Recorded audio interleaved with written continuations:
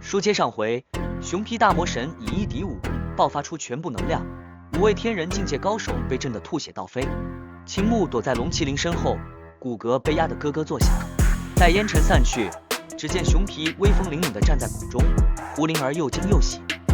熊皮好厉害！话音未落，熊皮身躯开始崩塌，寸寸断裂，嘟囔道：“能量耗光了，幻魔者，我走了。”砰的一声炸开，意识返回都天世界。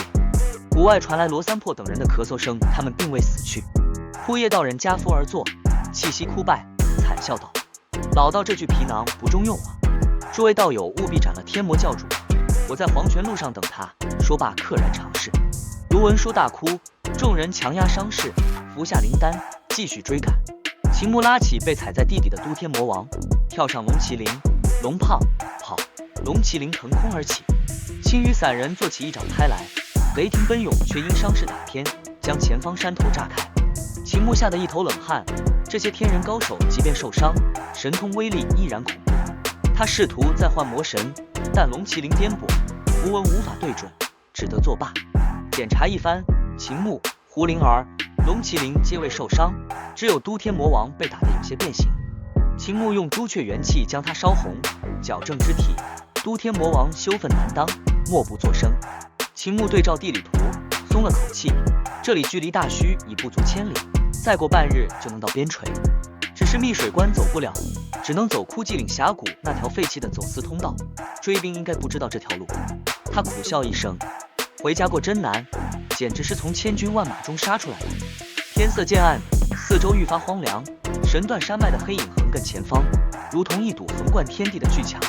秦牧正想找地方落脚，忽见下方灯火闪烁，一个村庄出现在荒野中。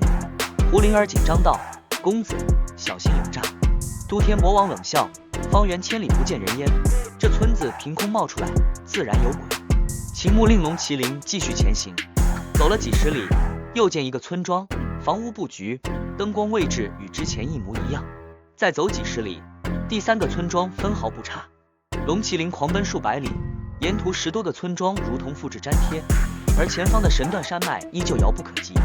都天魔王万念俱灰，有人折叠空间，逃不掉了。秦牧眼中闪过一丝狠色。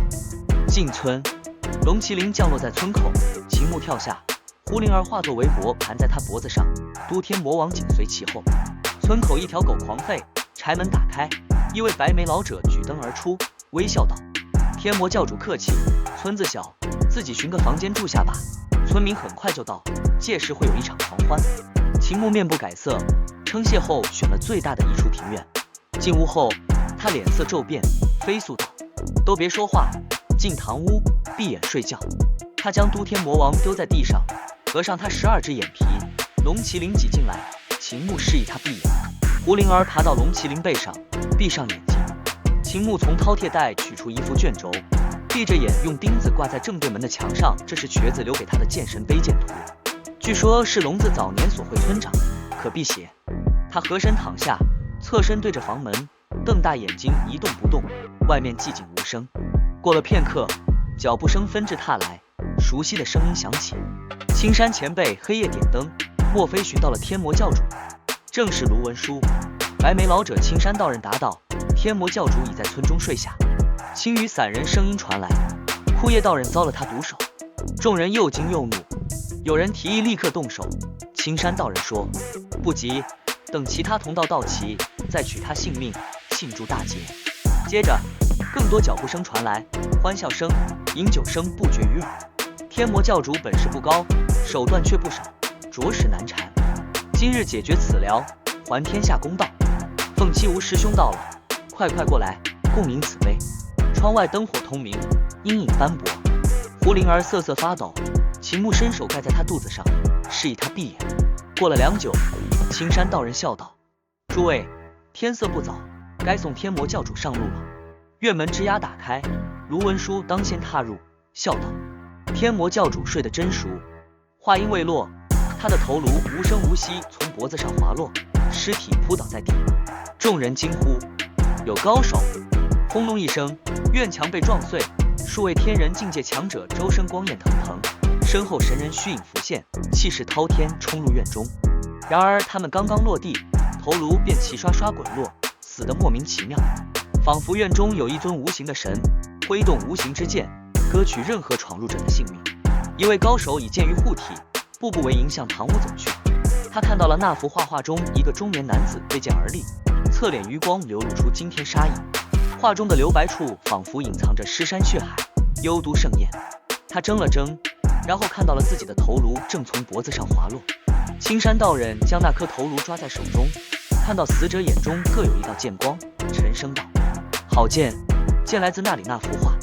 另一位高手不信邪，直接以剑柱轰向堂屋，粗大的旋转剑光刚接近，便在空中静止瓦解，剑丸炸开，死人没心一血倒地而亡。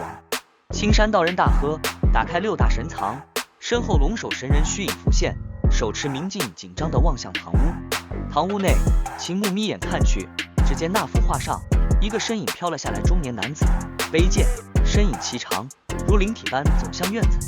他抬头望天，拔剑起舞，低声吟唱：一剑开黄血汪洋，山河在，心茫茫，左右环顾，故国不在人数就装。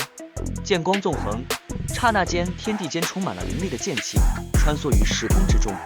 院子外传来怒喝、惨叫、轰鸣，一座座房屋飞上天空，瓦解碎裂。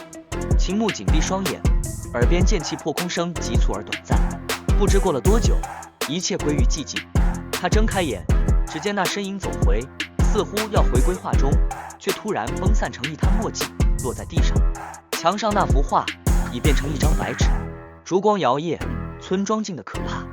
胡灵儿小声问：公子？秦牧吐出一口浊气：安全了，睡吧，明天还要翻山。他躺下，看着烛光后的白纸，心中一片宁静。